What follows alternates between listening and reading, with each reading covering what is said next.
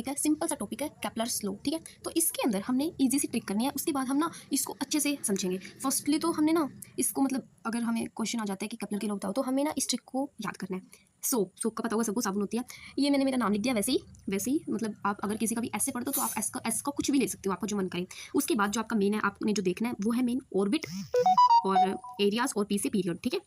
Clear है, ये करना है बस, इजी सी ट्रिक थी, ऑर्बिट, एरियाज और पीरियड। अब आ जाते हैं हम अपने जो हमारा मेन टॉपिक है ना, वो ज़्यादा जरूरी है। जैसे मतलब मेनली तो दिक्कत ये रहती है कि हमने इसको समझना कैसे है ना। तो हम समझेंगे इसको बिल्कुल ईजी वे से।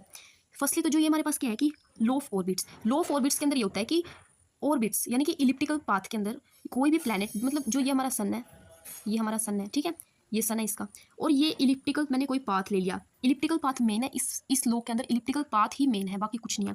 और जो सन है ना वो इलिप्टिकल पाथ में रिवॉल्व करता है, रिवॉल्व वो नहीं करता, रिवॉल्व उसके अराउंड प्लैनेट्स रिवॉल्व करते हैं, ठीक है, समझ रहे हो बात को। जो प्लैनेट्स है ना वो सन के अराउंड रिवॉल्व करते हैं, ऐसे ऐसे।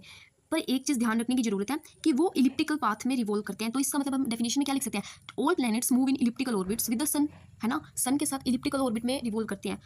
इलिप्टिकल ऑर्बिट लिखना बहुत ज़्यादा जरूरी है, बहुत ही ज़्यादा, है ना, समझ रहे हो बात को।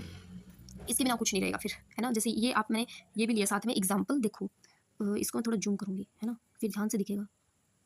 देखो अब ध्यान से देखना, जो ये है हमारे पास इलिप्टिकल कोई पाथ है, अगर सर्कुलर होता तो हमारे पास पता भी चल जाता। ये हमारे पास सन है, ये हमारे पास सन है, और ये देखो यहाँ पर एक प्लैनेट ये रहा, एक प्लैनेट ये रहा, ठीक है। तो ये इसके अराउंड रिवॉल्व करते हैं इलिप्टिकल पाथ में, बस ये जो लॉ ऑफ ऑर्बिट है ये इतना ही था बस। हाँ जी फ्रेंड्स, तो ये देखो इसने बोला है कि द लाइन दैट जॉइन, मतलब सेकंड लॉ है, आप देख सकते हो, the line joins any planet, ये लाइन है कोई, ठीक है, एनी प्लैनेट, किसी प्लैनेट को, ये यहाँ पर हमारा प्लैनेट है, ठीक है, टू द सन, ये हमारा सन है, ठीक है।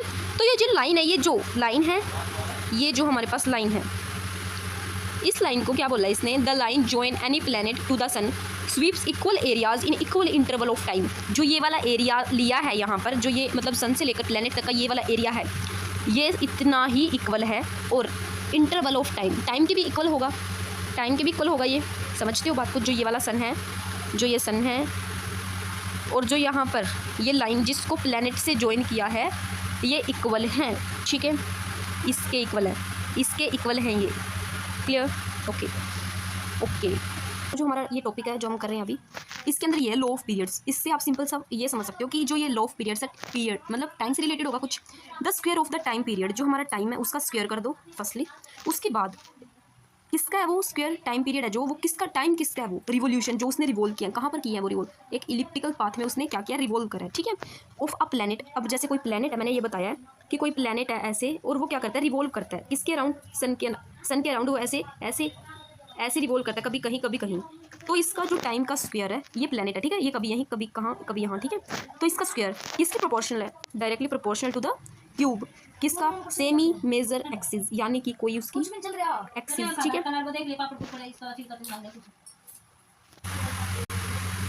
समझ गए हो। ये थर्ड लो है।